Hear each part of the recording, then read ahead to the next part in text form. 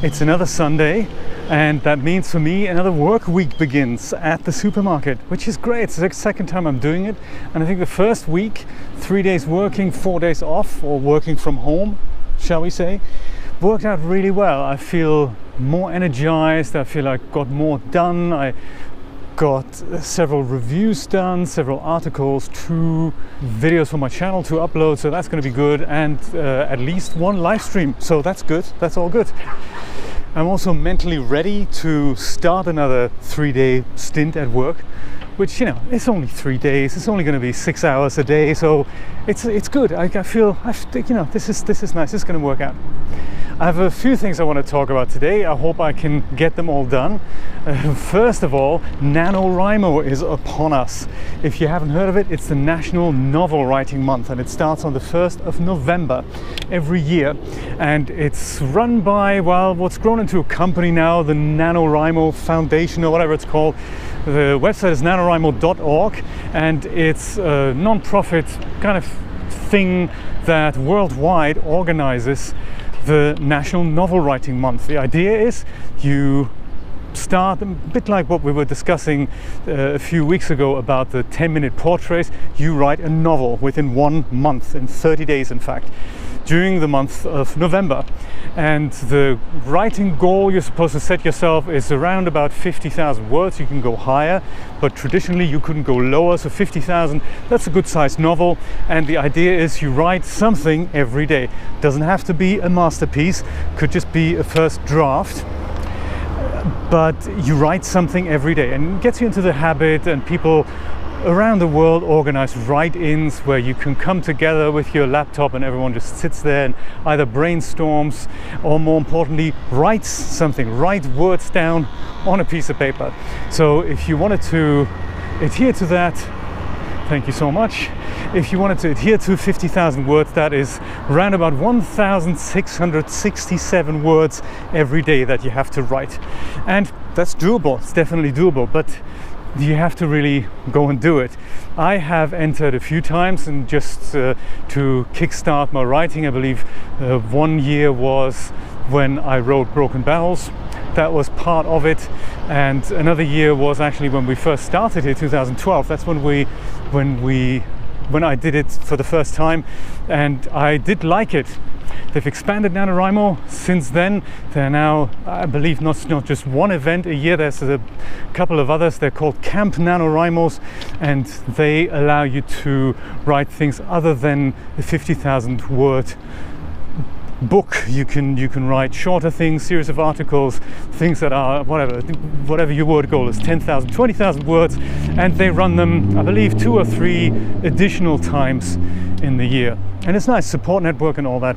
So Julia and I, we've had this idea for a book that we wanted to write, and since we're off for a couple of weeks in November, we thought, hey, let's do this. It'll be a nice, interesting experience. We worked really well together on Broken Barrels, and we've got this idea that we're hopefully going to make reality, and NaNoWriMo sounds like a great idea to just go and kickstart it. Even if it's not going to completely get finished, it's certainly something that'll allow us to build on some kind of a foundation. So we want to build the foundation there, and it's probably going to work in a way in which this is always difficult when you write with a co-author.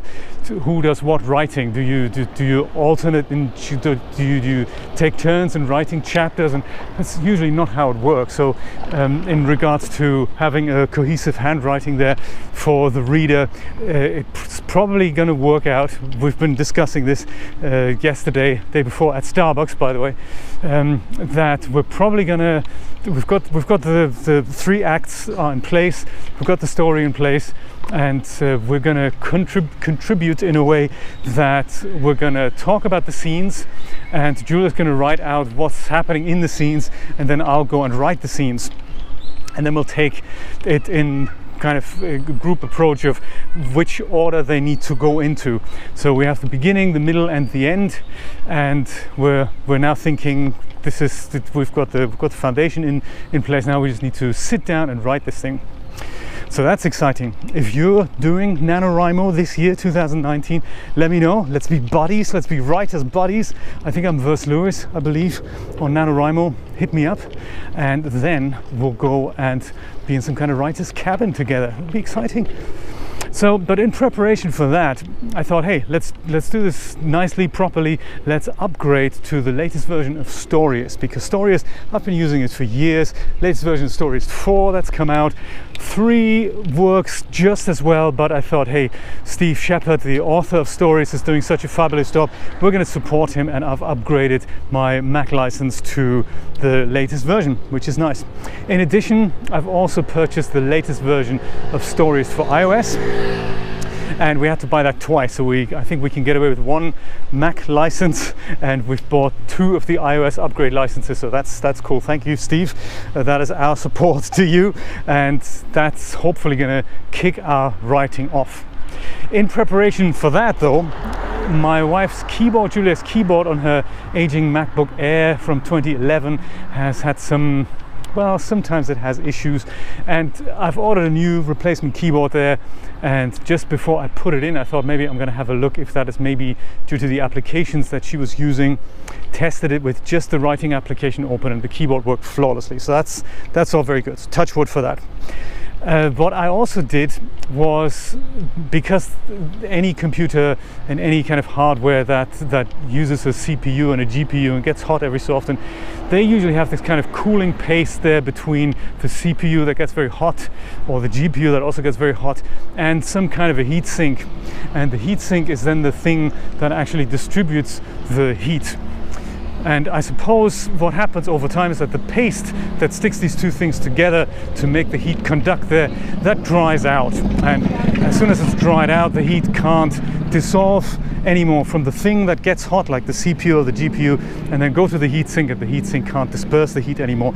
And as a result, either hardware overheats or fans come on, and it's all really ugly and noisy, and costs a lot of energy. It doesn't have to be that way. So Julia's MacBook had that, MacBook Air, and we don't really have the cash to afford another one right now. And so we decided, well, we're going to go and open this thing up and de-dust it. What's happening here? Oh, good. This is Amazon. Just need to open the door there. There we go. So yes, I've opened it up and undid the heatsink there, put new thermal paste in, and now it's much quieter.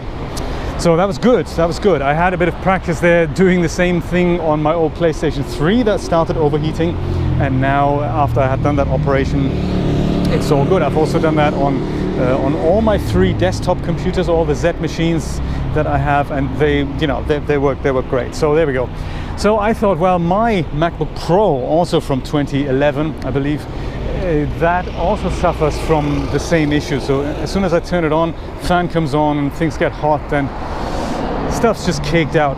So I thought, hey, while I'm at it, I'm going to go and overhaul my MacBook as well. De-dust it, open it up, take all the dust out of the vents, and most importantly, put new cooling paste there into between the heatsink and the CPU. Sadly though, MacBook Pro is slightly more difficult to open than the MacBook Air. You would not believe it. It looks very much like a Mac Mini on the inside, and I had to take quite a few things apart, which I thought I did successfully. Grease the thing up, all good, put it back together. The thing doesn't charge anymore. That's not good.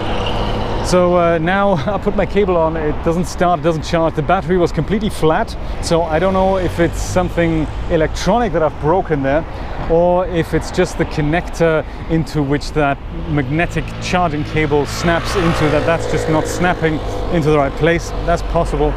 So yes, that's slightly unfortunate.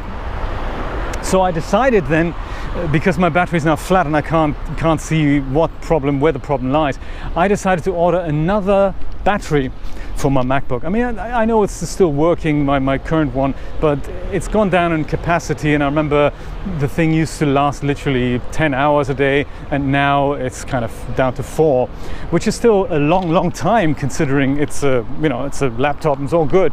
But I was thinking, hey, these new batteries, they come pre-charged. I had my eye on another one as well anyway, so to upgrade that at one point, I was thinking maybe I'll do that now. And that is probably what you've just heard, the phone call. That is now my battery.